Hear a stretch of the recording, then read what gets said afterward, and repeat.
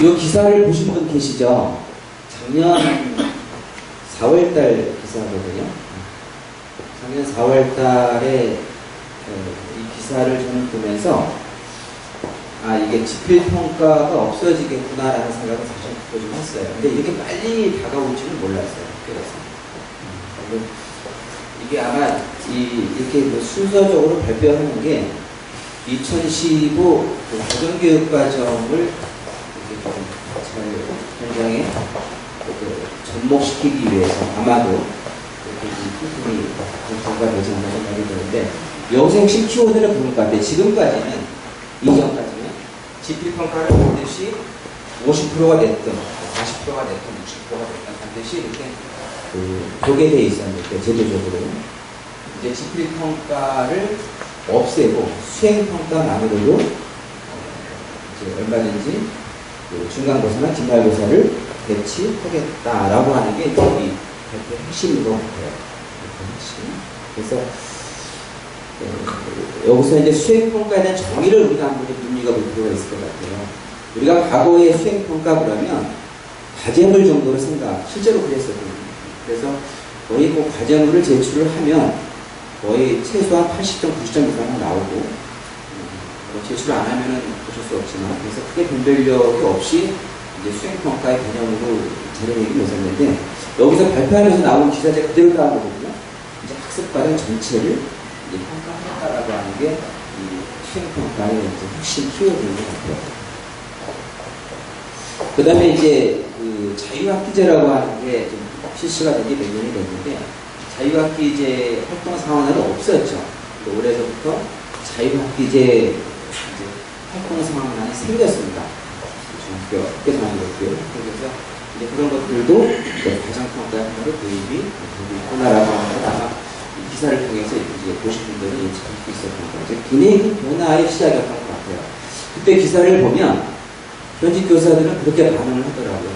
이게 이제 강제성은 없어요. 이렇게 해도 괜찮다라고 했는데, 현직 교사들의 반응은 아마도 빠른 시간 내에 바뀔 거다, 지필평가를 배치할 거다라고 예측하신 분들이 많더라고요. 그런데 벌써 이미 이렇게 지금 시험이 되고 있다라고 합니다. 이 기사는 6월달 기사입니다. 보신 분들도 계실 거예요. 6월 12일날 충북일보 기사인데, 충북 도교육 중에서 초등학교 시험을 전면 폐지를 하게 됐다라고 하는 기사죠. 여기서도 이제 핵심 키워드는 그런 것 같아요. 서술평가와 노술평가, 그 다음에 관찰법, 그 다음에 학문학습, 토론법, 이런 것들을 통해서 이제 과정을 평가를 하겠다라고 발표를 했죠.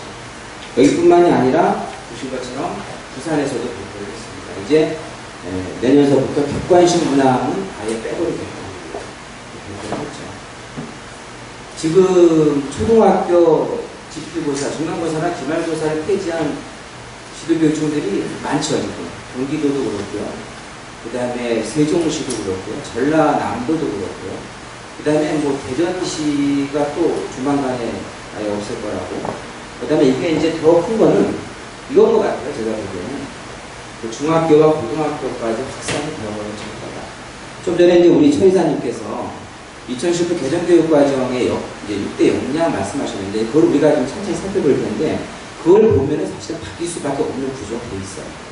입시도 마찬가지고요. 그래서 이런 기사들이 아마 보신 분들도 계실 거예요. 이거 올해 4월달 기사인데, 이게 기사가 좀 문제가 된 거는 이제 이거에 대한 이 연구비로 부산시에서 이제 예산 요청을 했는데, 부산시 의회에서는 전면 또 깎았죠. 이거를 너무 빠르다. 지금 이제 이렇게 좀 다툼이 있는데, 어쨌든 방향은 이렇다. 내년쯤 되면 아마 더 많은 자치단체에서 이렇게 초등학교, 중학교 시험을 폐지하지 않을까, 그런 식으로 해볼 수 있는 기사입니다. 그래서 결국은 내신평가에 대한 패러다임이 바뀌고 있는 것 같아요. 자유학기제가 지도별로 자유학년제, 1년간으로 바뀌고 있는 추세는 아마 기사를 통해서 여러분 보셨을 겁니다. 자유학기제는 이미 지금 확산이 되고 있고, 자유학기제가 초창기에 처음 나왔을 때 아마 그 기사를 보신 분들은 아시고, 아마 학원에서도 그랬을 것 같고 학교에서도 마찬가지. 자유학기제의 핵심 키워드는 그때 당시에는 진로 탐색이었을 거예요. 진로 탐색과 직업 탐색 그게 아마 핵심 키워드였을 거예요. 근데 제가 작년에 제가 지금 그 진로 상담 교사 그 양성 과정에 있는 그 계명대학교 대학원 강의를 나가고 있는데요. 특강을 나가고 진학교 특강을 나가고 있는데 그 자료를 준비하다 보니까 이 자유학기제에 대한 개념이 바뀌어져 있더라고요. 작년서부터 이제 저제 바뀌어 가는데 자유학기제에 대한 그 이 정부의 입장은 뭐냐면 물론 자유학기를 통해서 자유학기제를 통해서 진로 탐색도 해야 되고 그 다음에 자기주도 학습 역량도 키워주고 등등의 역할도 포함되어 있지만 사실 더 큰 거는 이 2015 개정교육 과정을 견인하는 역할로서의 자유학기제가 자리매김하고 있는데 좀 추세입니다. 그래서 자유학기적으로 일단 시험이 없잖아요. 중간고사, 기말고사가 없는 한 학기 동안 그런 것들이 2015 개정교육 과정을 영창력할 수 있도록 그렇게 개념이 많이 바뀌었어요. 그래서 지금 자유학기제와 관련해서 이게 지금 학교 가서 이렇게 보시면 실제로 과거에 초창기에 아이들들이 직업 탐색거리 일부러 나가고 막 그랬었는데 물론 세월의 여파도 있지만 지금은 그런 거 거의 없어요. 학교 안에서 직업인을 초청한다든가 제가 어제 그제 부산에 관여고등학교 강의를 하다 왔는데 그날 관여고등학교는 고등학교인데도 아예 하루를 다 빼서 진로 축제를 하더라고요. 그래서 오전에는 이제 그 대학생들 멘토링을 이제 붙이고 아이들한테 그다음에 직업인 특강을 하고 제가 오후에 이제 입시 특강을 하고 또 뭐 특강까지 하고 제가 올라왔는데 고등학교들이 이렇게 바뀌고 있어요. 중학교 때는 그런 변화들이 굉장히 빨리 급격하게 일어나고 있지 않은 생각이 듭니다. 그래서 결국 2015 개정교육과정의 핵심 키워드는 그런 거예요. 중간고사나 기말고사의 집필평가를 없애겠다. 그 출발이 이제 초등부부터 시작을 했고요. 그 다음에 중등부까지 확산되어져 가고 아까 기사에서 보신 것처럼 고등부까지 확산되어질 거라고 하는 게 이제 일반적으로. 그렇다고 해서 평가가 없어지는 건 아니죠. 평가는 존재할 수밖에 없어요. 그럼 어떻게 평가를 하느냐면 이렇게 평가합니다. 인지적 평가와 정적 평가. 인지적 평가는 뭐 우리가 잘 아시죠. 그죠? 우리가 교과 과정에 대한 평가니까. 근데 이 정의적 평가가 이제 과거보다는 대폭 강화된다라고 하는데 제가 자료를 찾다가 그럼 정의적 평가는 학교에서 어떤 기준을 가지고 할까? 자료를 찾다 보니까 이런 자료가 있더라고요. 그래서 한번 보여드리려고 갖고 왔는데요.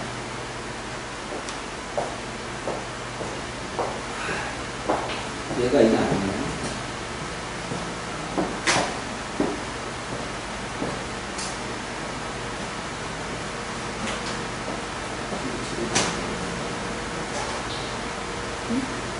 잠깐 찍어주세요. 아야.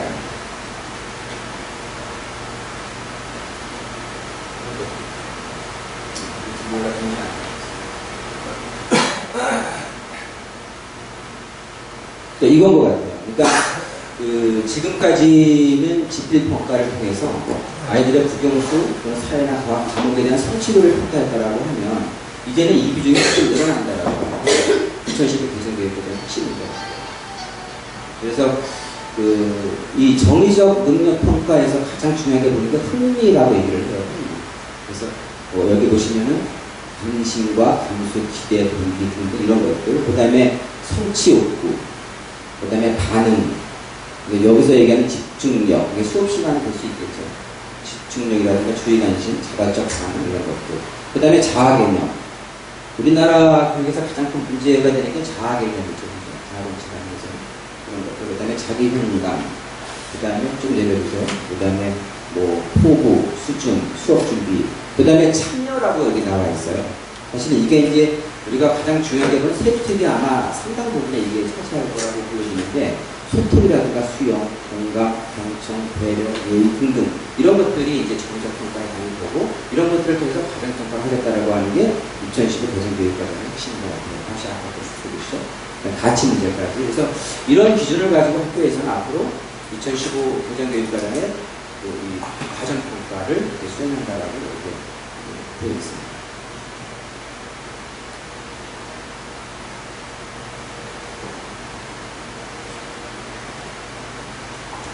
그래서 이제 인지적 평가와 정의적 평가로 특성을 평가를 하게 되고 이런 거를 토대로 결과적으로는 수능이 됐든, 아까 선생님 잠깐 말씀하신 것처럼 수능이 됐든, 아니면 학교 내신이 됐든, 이제 3대 평가에서 절대 평가를 가져가고 있다. 그래서 이런 것들을 통해서 학생 개개인의 무슨 얘기냐면, 국어나 영어나 수학에 대한 그 학업 역량도 필요하지만, 궁극적으로 답이 없는 세상을 살아가야 되는 우리 아이들한테는 이게 필요하다는 거죠. 학생 개개인의 학생 능력을 어떻게 키워줄 것인가 라고 하는 거에 포커싱을 드립니다. 그리고 그런 것들을 통해서 교사가 더 나은 수업을 하기 위해서 노력을 이렇게 좀 잘 만들어주는 그런 계기가 바로 2015 교육이라고. 그래서 지금 입시를 바꾸겠다라고 하는 게 이제 현 정부의 정책 중에 하나죠. 저는 2015 개정교육과정의 특징을 두 가지로 정리한다라고 하면, 첫 번째는 이건 것 같아요. 퍼포먼스입니다. 그래서 지금 학교 선생님들도 가장 연수를 많이 받는 게 토익 토론 수업이라고 얘기하더라고요. 저희가 2002년도, 그때 2002 개정교육과정에서부터 자기주도 학습에 대한 연수는 엄청 많이 받으셨거든요. 근데 지금 가장 많이 받는 연수가 토익 토론에 대한 연수. 그래서 교실이 좀 바뀌어야 된다는 거죠. 그래서 그 다음에 두 번째는 이제 배움 중심으로 하겠다. 제가 지지난주에 경희대학교에서 교사, 이제 우리 대학교 들어오려면 어떻게 평가하는지에 대한 그 설명회가 있었어요. 이제 일반인 대상이 아니라 이제 교사 대상. 그때 교사 한 300명 정도가 왔더라고요. 거기에서 입학사정관, 임진택 입학사정관이 하는 얘기가 참 이게 머리에 남더라고요. 그분이 이제 그런 질문, 현장에 가면 가장 많은 질문이 그거예요. 요즘 신문에서 얘기하는 것처럼 깜깜이 전형이다. 학생부 종합전형을. 근데 당신네들은 어떻게 뽑느냐. 그 질문이 가장 많고요. 그럼 우리가 수업을 어떻게 진행을 해야 되느냐. 그 질문이 가장 많고요. 근데 그분을 한마디로 이렇게 정의해 주시더라고요. 참여형 수업을 해야 돼요. 참여형 수업. 그래서 좀 바꿨으면 좋겠다라고 하는 거예요. 패러다임을. 지금 학교 선생님들의 패러다임은 가르친다라고 수업을 가르친다라고 생각을 하는 거예요. 가르친다. 그러니까 가르친다라고 하는 패러다임이 있으면 결국은 어떻게 돼요? 계속 내가 가르쳐야 되는 게 교사. 근데 그거는 평가에서 좋은 평가를 못 받는다. 근데 배움이라고 하는 패러다임으로 가면은 배우는 거는 교사를 통해서 배울 수도 있지만 토론을 통해서 학생, 친구한테 배울 수도 있고 책을 통해서도 배울 수 있고 굉장히 다양하단다. 그래서 일방적으로 교사가 가르치려고 하지 마요. 그리고 우리는 이렇게 학생이 참여한 수업, 거기에는 주도력이 있을 거고 창의력이 있을 거고 여러 가지도 있을 거라는 거죠. 그런 학생들을 뽑겠다라고 하는 거죠. 근데 이 참여형 수업을 하라고 하면 교사들이 가장 많이 하는 얘기가 뭐가 뜨세요?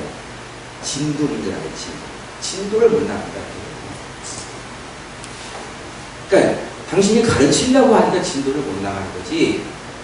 이 가르치는 주체를 바꿔버리면, 배우를 바꿔버리면 진도 나가는 거지 않습니다. 그렇게 얘기를 하더라고요.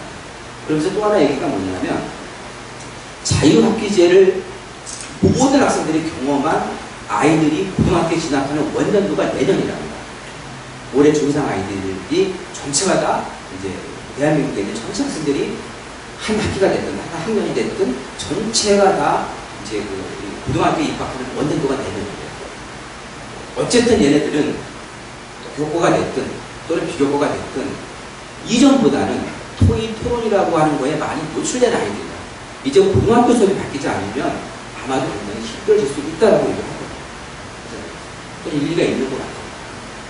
그래서 그런 부분이 2015 개정교육과정의 키워드는 아닙니다. 그래서 이런 것들을 좀 이 역량을 높이기 위해서 만들어 놓은 게 아까 말씀하신 것처럼 6가지 핵심 역량이죠.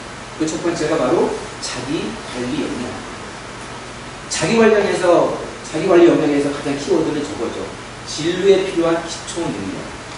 그래서 2015 개정교육과정은 선택교육과정이죠. 고1까지는 공통교육과정을 배우지만 고2, 고3 때는 다 다른 과목을 배우는 선택교육과정으로 바뀌는 거예요. 근데 그런 거를 통해서 왜 꼭 특성화고를 가야만이 직업과 관련된 과목을 배우냐. 그게 아니라는 거예요. 일반고에서도 얼마든지 가능하다는 거죠. 이렇게 깔아줄게. 그게 2015 개정교육과정의 핵심이에요. 그 다음에 이제 자기 권력에서 이제 중요한 게 뭐냐면 자기 주도적으로 살아갈 수 있는 능력을 키워줍니다. 그런 얘기 많이 하죠.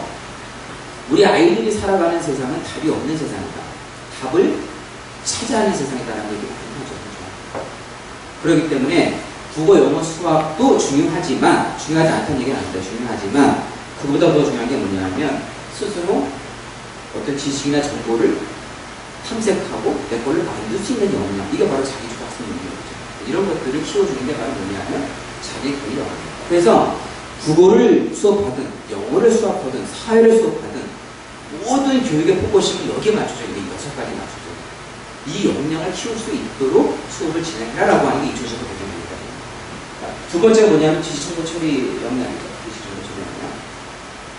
예전에 아마 그런 거 있었죠. 뭐 빛나는 졸업장을 타신 언니인데 졸업생 노래 보면.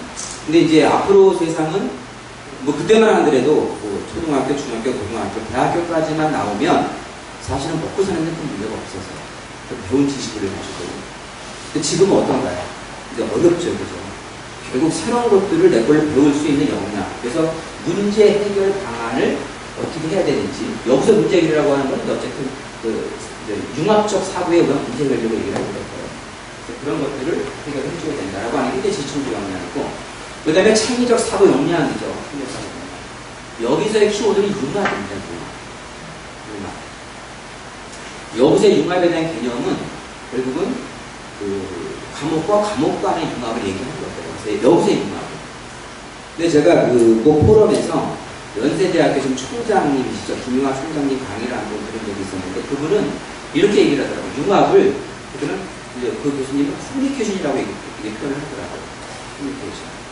그 무슨 얘기냐면 우리나라에도 각 과목의 전문가들, 식자층들은 쌓여있다는 거예요. 그러니까 서구 선진국에 비해서 서로 떨어지지 않는다는 거예요. 각 분야의 전문가들. 우리나라가 안고 있는 가장 큰 문제는 이 식자층들, 즉 각 분야의 전문가들이 커뮤니케이션이 안 된다. 그 토익 능력이 안 된다. 그러니까 그 유대인이 뭐 그 전 세계 인구 2%밖에 안 된다 그러잖아요. 근데 그럼에도 불구하고 노벨상을 상당 부분 독차지하고 있잖아요. 근데 거기에서의 가장 큰 그 교육 방법 중에 하나는 토론 수업이죠. 하브루타. 하브루타의 뜻이 그런 거라면 일단 둘 이상 만나면 논쟁한다라고 합니다. 논쟁. 근데 우리는 논쟁을 싸운다라고 하지만 거기는 자연스럽게 그게 이제 가정교육 안에서부터 이렇게 진행이 된다라고 했거든요. 그래서 그분은 이렇게 얘기를 하더라고요. 앞으로 우리 교육이 해결해야 될 문제는 커뮤니케이션 능력을 키워줘야 된다. 그분이 그 전공이 사회학이거든요. 사회학은 사회 현상을 연구하는 분인데 자기가 요새 가장 그 관심 있는 그 다음에 많이 만나는 사람들이 정보통신 쪽의 학자들이래요. 물어본대요. 왜 교수님은 사회학자가 정보통신 쪽에 관심을 갖고 그쪽을 공부를 하시느냐? 그러면 자기는 이렇게 답변하더라고요. 내가 사회학자이기 때문에. 왜냐하면 사회학자가 하는 일은 어떤 거예요? 사회 현상을 연구하는 일인데 이미 상당 부분의 사회 현상은 SNS상에서 만들어진다는 거죠. 근데 어떻게 내가 정보통신 쪽을 모르고 사회학을 연구하는 걸 할 수 있는 게 말이 안 되는 거예요. 시대가 이렇게 바뀌고 있다는 거죠. 그래서 창의적 사고 역량의 키워드는 커뮤니케이션 능력이라고 얘기합니다. 그럼 이런 능력을 키워주기 위해서 커뮤니케이션 능력이나 등등을 키워주기 위해서 필요한 게 있겠죠. 심리적 가능성 능력. 보시는 것처럼 인간에 대한 공감 능력, 더불어서 문화적 소양 능력을 갖춰주는 것. 이게 바로 이제 키워드고, 그 다음에 의사소통 능력이죠. 그 다음에 공동체능. 이건 뭐 말씀 안 드려도 다 압니다. 결국 이 6가지 역량이 앞으로 세상을 살아가는데 절대적으로 필요할 수밖에 없는 구조로 사회는 변화하고 있다. 그렇기 때문에 이제는 입사에서도 연대를 들어가던 이 기업의 취업에 있어서도 이 부분을 굉장히 중요하게 평가할 수밖에 없고 대학 입시에서도 이 부분을 중요하게 평가하게 되는데 이런 것들은 지필 평가를 통해서 평가할 수 없는 구조로 갖고 있다는 거예요. 그렇기 때문에 이제 과정평가를 바꾸겠다라고 하는 게 2015 과정교육과의 핵심 부분이라고 볼 수 있을 거예요. 그래서 지금 문재인 정부가 들어서면서 이제 이 입시가 한바탕 더 뒤집어지겠죠. 지금 뭐 어제도 국정자문위원회라는가 거기에서 이제 보고한 거를 보면 이 5가지를 보고했더라고요. 근데 또 뭐 다들 그렇게 얘기하시더라고요. 이 정보는 한 대는 하는 정보이라고 얘기를 하더라고요. 특히 이제 지금 새 교육부 장관으로 뭐 결정이 되신 분은 뭐 아주 전투적으로 밀어붙이는 분이잖아요. 경기도 교육감 할 때부터 보면은. 그렇기 때문에 아마도 이렇게 바뀌지 않을까라고 하는데 대세입니다. 자, 5가지로 보시면 첫 번째 수능부터 이제 바뀌어지기 시작을 할 것 같은데, 뭐 신문 기사를 통해서 보셨던 것처럼 절대 평가로 바뀔 것 같아요. 어떠세요? 바뀔 것 같으세요? 저는 바뀔 것 같아요. 이거는 이미 결정이 된 거라고 보여지고 단 수위주별만 나온 것 같아요. 지금 이제 그 학교나 이제 대학에서 시입생들 선발해야 되는 관계자들은 뭐라고 얘기를 하냐면 일단 과탐부터 좀 바꾸자. 영어가 지금 절대평가를 봤으니까 과탐을 절대평가로 가고 국어나 수학은 좀 나중에 가자. 좀 맞춤하기 위해서 그런 얘기도 있고 또 어제 보고한 바에 따르면 안 된다. 동시에 바꿔야 된다. 이게 국정자문위원장의 생각입니다.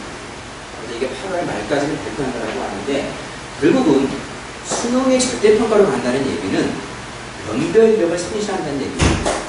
근데 변별력을 상실하면 많은 이제 입시 전문가들이 그런 얘기를 많이 해요. 그러면 대학이 본고사를 부활할 거다. 저는 못한다라고 생각합니다. 왜냐하면 지금 학력 인구가 대폭 감소하고 있잖아요. 대학이 제일 무서워하는 건 뭐냐면 정원 감축이거든요. 제일 무서워하는 거. 정원 감축과 그다음에 지원사업 배제거든요. 근데 정원 감축해버리면 대학은 사실은 우리나라로 살아나기 힘들어요. 그게 서울에 있다라고 합니다.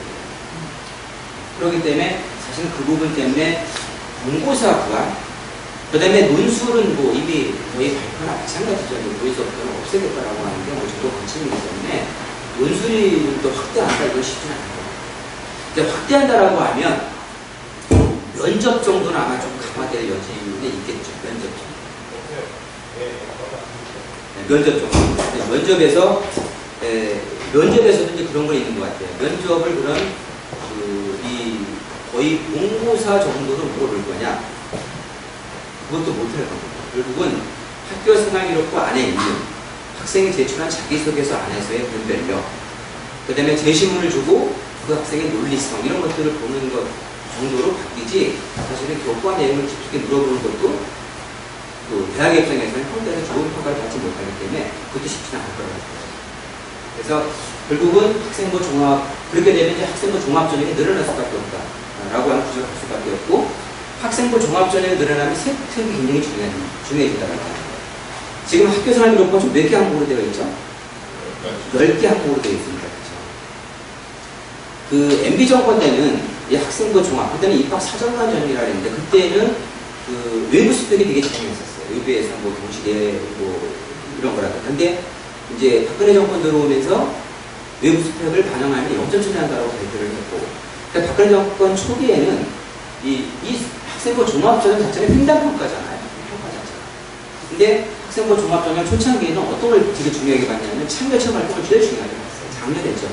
그래서 특히 참여체험 활동 중에서 동아리 활동을 굉장히 중요하게 봤어요. 그러니까 동아리 활동을 중심으로 해서 횡단평가를 했었는데 동아리 활동이나 이런 참여체험 활동으로 평가하다 보니까 문제가 하나 생기기 시작해요. 어떤 거냐면 이 내신의 격차가 커요. 그러니까 내신을 떨어지는데 활동을 정말 열심히 한 친구들이 대학에 가다라는 거예요. 그러니까 내신의 격차가 커지기 시작해요. 그래서 그 다음에 이제 대학들이 관점을 좀 바꾼 게 뭐냐면 그 교내 경시대회 있죠. 4번 문항. 교내 경시대회를 중심으로 횡단평가를 하기 시작해요. 그러다 보니까 고등학교가 어떻게 바뀌었냐 하면 교내 경시대회를 엄청나게 만들어내기 시작합니다. 그러다 보니까 변별력이 없어지기 시작해요. 그래서 작년서부터 새로운 패러다임이 뭐냐면 세특을 중심으로 바뀌죠. 세특은 누가 쓰는 거죠? 각 교과 선생님이 쓰시는 거죠. 이거를 중심으로 평가해야 됩니다. 그래서 지금 이 추천서도 없어지는 추세거든요. 없애는 대학교 상당히 늘고 있다는 거예요. 그래서 이렇게 이제 학생부 종합전형이나 세특이 중요해지고 있다라고 하는 거. 그 다음에 내신도 마찬가지예요. 절대평가를 좀 바뀌고 있다는 거. 이거는요. 2015 개정교육과정을 찬찬하게 읽어보시고 찬찬하게 분석을 해보시면 일로 가겠다라고 이미 발표한 거랑 마찬가지예요. 지금 그 밑에 있는 고교 학점제라고 얘기를 좀 이미 뭐 내년부터 서울시 교육청은 시행하겠다고 어제 발표를 했잖아요. 그죠? 그러면 거기 학점자가 되려면요. 그 다음에 2015 개정교육과정의 이 핵심이 선택교육과정이에요. 선택교육과정은 일반 선택과 진로 선택이 있단 말이에요. 그러면 단위 학교에서 저도 50개 과목 정도를 개설을 해야 된대요. 이걸 하려고. 그래서 이 고교 학점제 같은 경우에는 1단계가 뭐죠? 학교 안에서의 선택지. 두 번째는 학교와 학교 간의 선택지가 있잖아요. 세 번째가 뭐냐면 3단계가 온라인 강좌를 통해 선택을 합니다. 근데 이걸 어떻게 선택할까요? 수가 없는 거죠. 특히 어떤 과목은 인원이 적어서 9명일 수도 있어요. 그럼 1등급 1명부터 9등급 1명 이렇게 갈라질 수밖에 없는 굉장히 불리한 구조가 되겠죠. 그러면 그런 과목들 아이들이 선택을 안 한다는 거죠. 그러면 2015 교육과정은 실패할 수밖에 없다는 거죠. 그래서 결과적으로는 절대평가를 받을 수밖에 없어요. 절대평가의 핵심은 결과 중심의 총괄평가가 아니라 과정평가가 될 수밖에 없다는 겁니다. 이렇게 할 수밖에 없고, 아까 고기 같은 데 말씀을 드렸었고, 그 다음에 외부 자사고의 문제, 폐지하겠다. 어떨 것 같으세요? 폐지할 것 같으세요? 못할 것 같으세요? 우리 원장님들 생각은? 못할 것, 네. 못할 것 같으시다는 거 아니에요? 어떤, 뭐, 그렇게 생각하시는? 아니, 우리. 학부모들이 반대가 심해서. 네. 또 다른 분들은 어떠세요? 바뀐다. 바뀔 것 같다. 어떤 이유에서 그렇게? 원하는 학부모들이 있다 하더라도 그렇지 않은 경우가 더 많기도 하고요. 원하는 거에는 아마 또 다른 특성화를 빼고 말지 전체적으로. 사실은 이 문제는 정치적인 문제가 아니라 제가 사교육비를 경감하는데 가장 좋은 방법 중에 하나다라고 정권이 인식하는 것 같고, 두 번째는 이런 시각도 있는 것 같아요. 얘가 있는 한 상대평가를 해야 되고, 그러면 2015 개정교육과정이 안착하기 쉽지 않아요. 그 다음에 아까 말씀하신 대로 지금 반대가 이미 뭐 대모도 하고 있죠, 그죠? 근데 그 수가 절대 다수가 아니기 때문에 저는 개인적으로, 이건 뭐 아무도 모르죠, 그죠? 저는 개인적으로 없어질 것 같아요. 또 없애는 방법은 극단적인 방법이 하나 있겠죠. 일괄 없애버리는 거예요. 제도 자체를 바꿔서. 근데 그렇게는 하지 않을 거예요.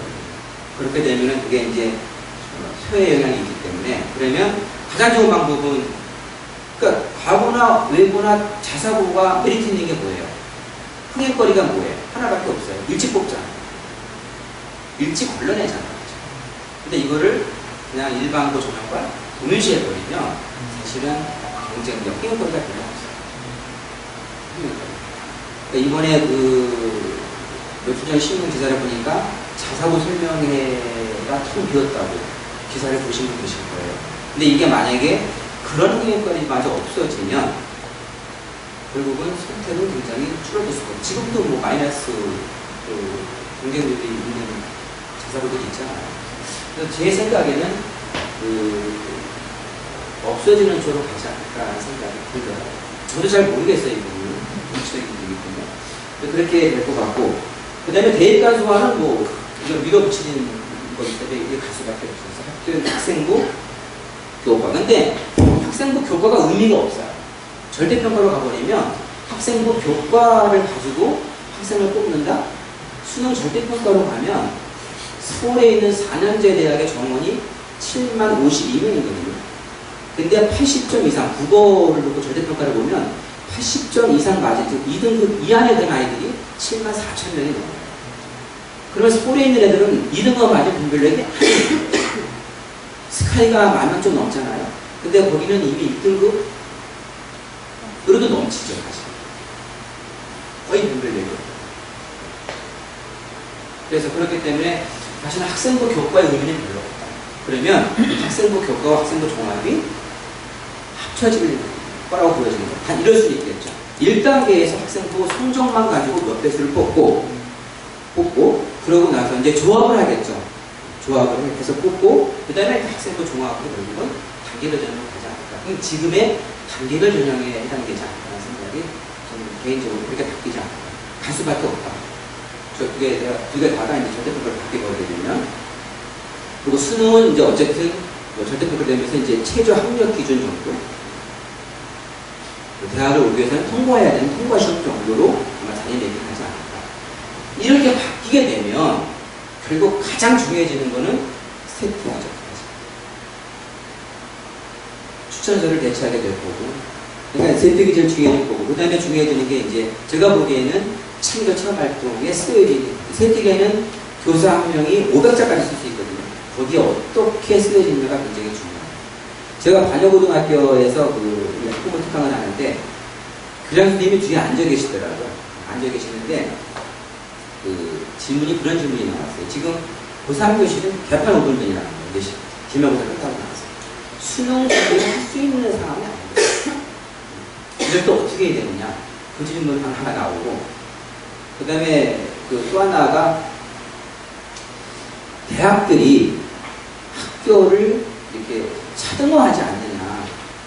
예를 들면 강남에 있는 학교와 지금으로 얘기하면 자사고와 통곡고와 그냥 일반고하고 또 일반고 중에서도 뭐 이쪽에 뭐 강남에 있는 학교와 저쪽에 그 지방 쪽에 있는 학교와 차등화해서 이렇게 그 아이들을 뽑는다는 얘기가 있는데 사실이냐 저한테 이렇게 묻더라고요. 저도 잘 모르겠다 하시는 분들이 그랬어요. 근데 저는 아니라 했어요.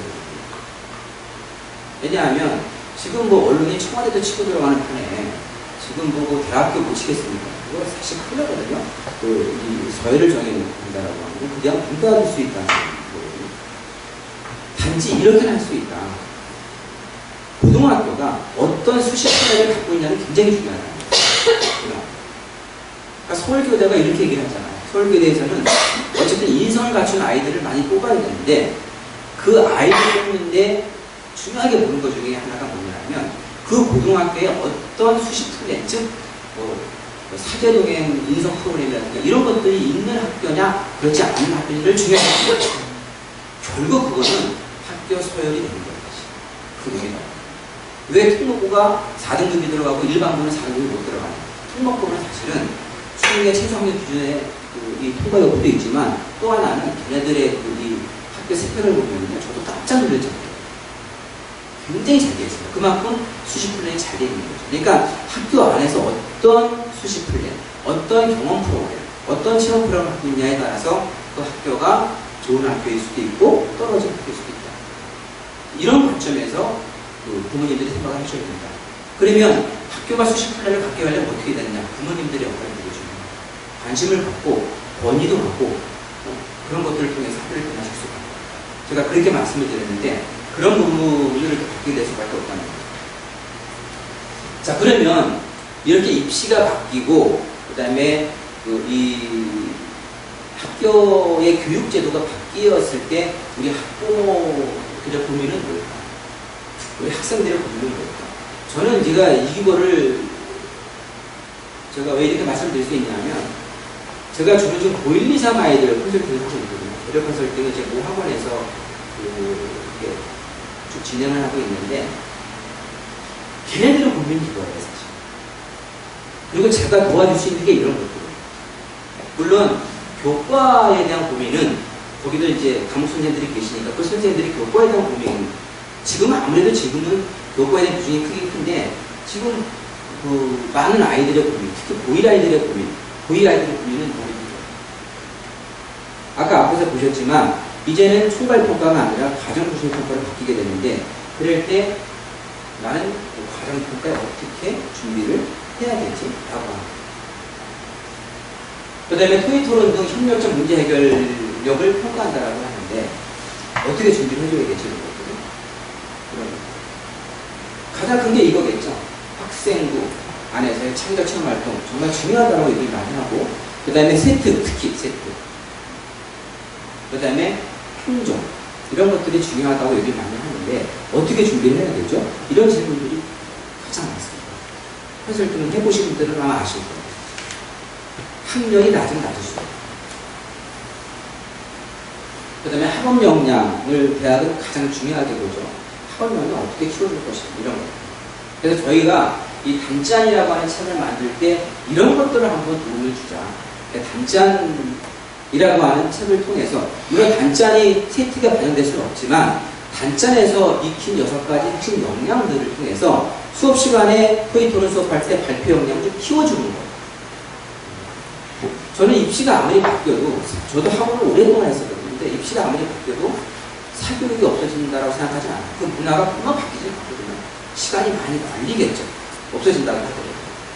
근데 어쨌든 이런 교재를 통해서 발표 시간에 발표를 좀 적극적으로, 그 다음에 경청 태도도 좀 괜찮게, 이런 것들을 좀 높여줄 수 있게끔 저희들이 구성한 책이 바로 뭐냐 하면 단짠이라는 책입니다.